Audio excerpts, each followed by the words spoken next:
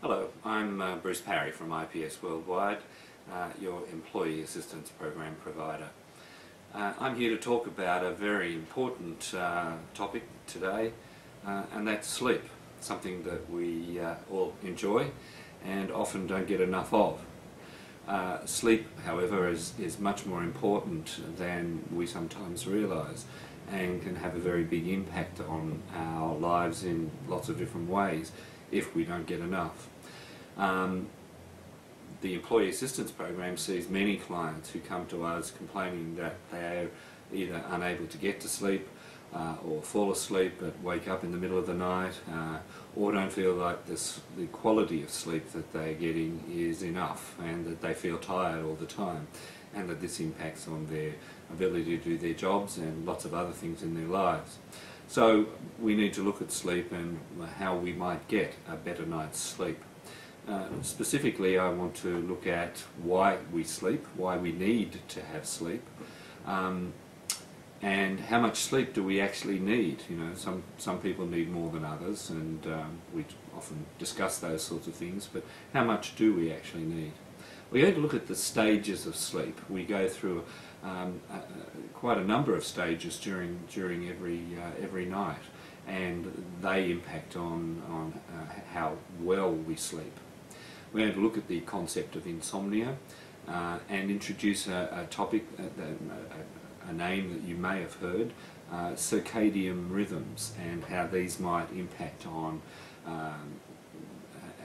us as an individual, especially if we're working irregular hours, people working shifts particularly, and some of the risk factors that are associated with not being able to get the normal sleep that we should get because of the hours that we work.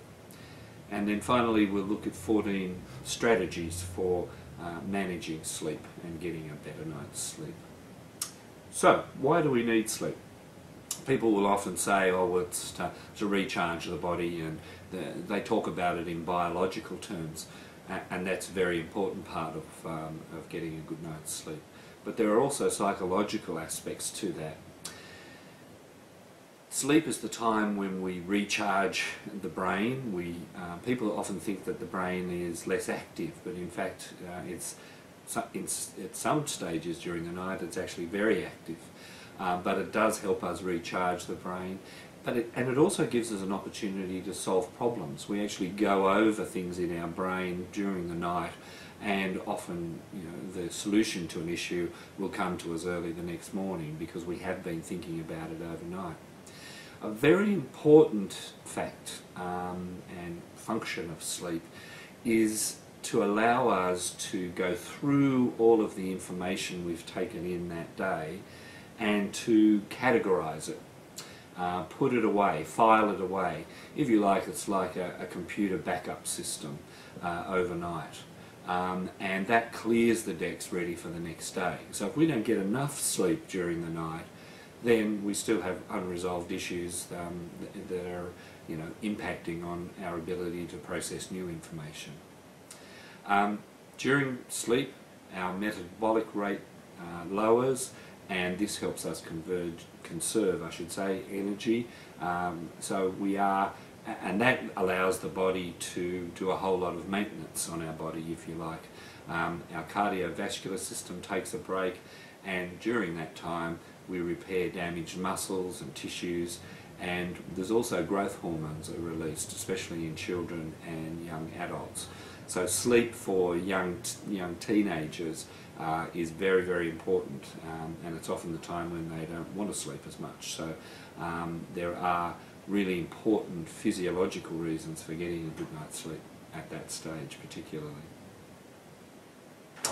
How much sleep do we need? Well, this varies tremendously between people, and it's a bit like appetite. You know, some people need more food than others. At some stages in life we need more than others. The same is true with sleep. On average, however, most people need 7 to 8 hours each night to give full time for all those functions that we just talked about. But other people seem to manage on much less. Margaret Thatcher, Winston Churchill and Napoleon Bonaparte are reported only to have needed 3 to 4 hours sleep for most of their lives, and they functioned very well in that regard. Winston Churchill suffered from depression, so maybe that had an impact on his sleep patterns as well. We won't know that, I guess. But how much sleep we need is a function of age. As we get older, we tend to need less sleep, but again, that's not true of everyone. Some people feel like they need more sleep. They're tireder because their muscles are tireder and they need to go to sleep earlier. But it really depends on the individual. There are five stages during the sleep pattern. 4 of those involve what we call rapid eye.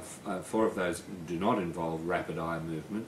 1 stage does involve rapid eye movement, and that's when we dream, and that's a very important stage. So, slow wave sleep, which is the first stage, during that time our respiration and heart rate is much slower, and each one of those cycles lasts about 90 to 100 minutes, and each person experiences 4 to 6 complete cycles each night. So we're going in and out of deep sleep all through the night, and with these different stages. Rapid eye movement sleep, or REM sleep, is a normal stage of sleep, and the eyes move underneath our eyelids and create a whole range of images. If you've ever looked at one of your children or a small baby asleep, you'll see their eyes twitching and moving. That's rapid eye